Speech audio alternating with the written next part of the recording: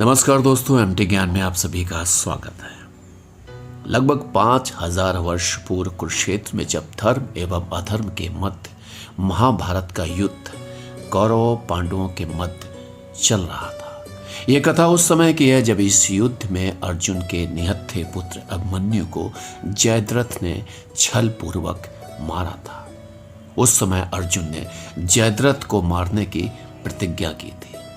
महाभारत का भयंकर युद्ध चल रहा था। अर्जुन युद्ध करते करते रण क्षेत्र से काफी दूर निकल गए थे। इसी अवसर का लाभ उठाते हुए अर्जुन की अनुपस्थिति में पांडवों को पराजित करने के लिए गुरु द्रोणाचार्य ने चक्रव्यूह की रचना की।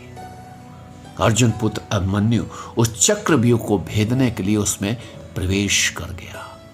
अभिमन्यु ने कुशलता पूर्वक उस चक्रव्यूह के 6 चरण भेद भी लिए थे।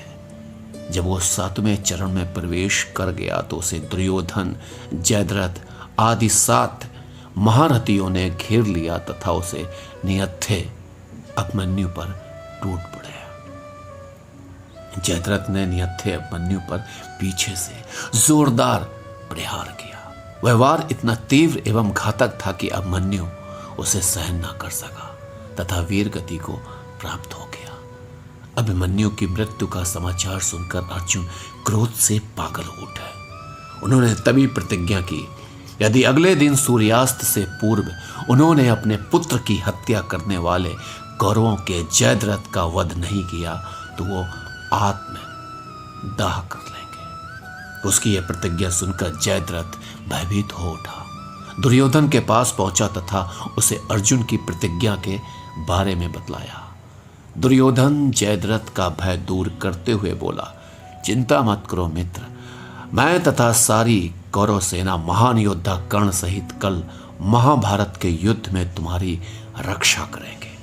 कल शाम होने तक अर्जुन तुम तक नहीं पहुंच पाएगा।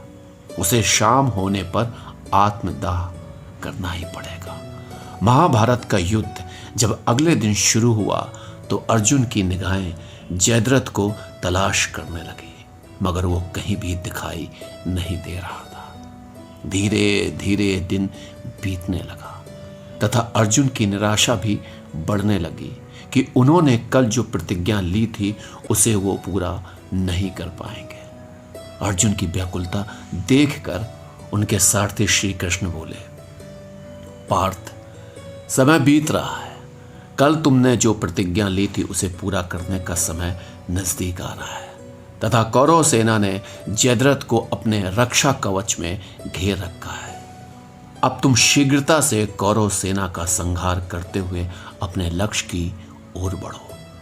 अपने सारथी भगवान श्री कृष्ण के ये शब्द सुनकर अर्जुन का उत्साह बढ़ा और वो जोश से युद्ध करने लगे, परंतु जयद्रथ तक पहुंचना बहुत मुश्किल था।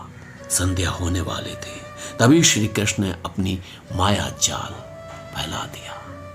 इसके फलस्वरूप सूर्य बादलों में छिप गया तथा संध्या का भ्रम उत्पन्न हो गया। संध्या हो गई है और अर्जुन को अपनी प्रतिज्ञा अनुसार आत्मदाह करना होगा। ये सोचकर दुर्योधन एवं जयद्रथ खुशी से उछल पड़े तथा जयद्रथ कौरव सेना के आगे आकर अर्जुन द्वारा आत्मदाह करने की खुशी में अट्टहास करने लगा। जयद्रथ को देखकर श्री कृष्ण अर्जुन से बोले, हे पार्थ, तुम्हारा शत्रु तुम्हारे सामने खड़ा है। उठाओ अपना गांडीव और वध कर दो जयद्रथ का।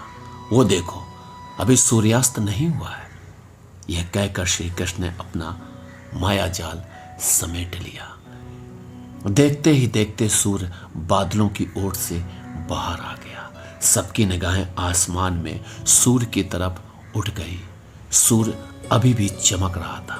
यह देखकर दुर्योधन एवं जयद्रथ के पैरों तले जमीन खिसक गई। जयद्रथ डर कर भागने लगा। उसी समय अर्जुन ने अपना गांडीव उठा लिया। तभी अर्जुन को श्री कृष्ण ने चेतावनी दी, पार्थ, जयद्रथ के पिता ने इसे वरदान दिया था कि जो जयद्रथ का मस्तक धरती पर गिराएगा उसका मस्तक भी 100 टुकड़ों में विभक्त हो जाएगा। अगर इसका मस्तक धरती पर गिरा तो तुम्हारे सिर के भी 100 टुकड़े हो जाएंगे। उत्तर दिशा में यहां से 100 योजन की दूरी पर जयद्रथ के पिता तप कर रहे हैं। तुम जयद्रथ का मस्तक इस प्रकार काटो कि वह उसके पिता की गोद में गिर जाए। अर्जुन ने श्री कृष्ण की चेतावनी बड़े ध्यान से सुनी, अपने लक्ष्य की ओर ध्यान रखकर बाण छोड़ दिया। उस बाण ने जयद्रथ का सिर धड़ से अलग कर दिया और उसे लेकर सीधा जयद्रथ के पिता की गोद में जा गिराया।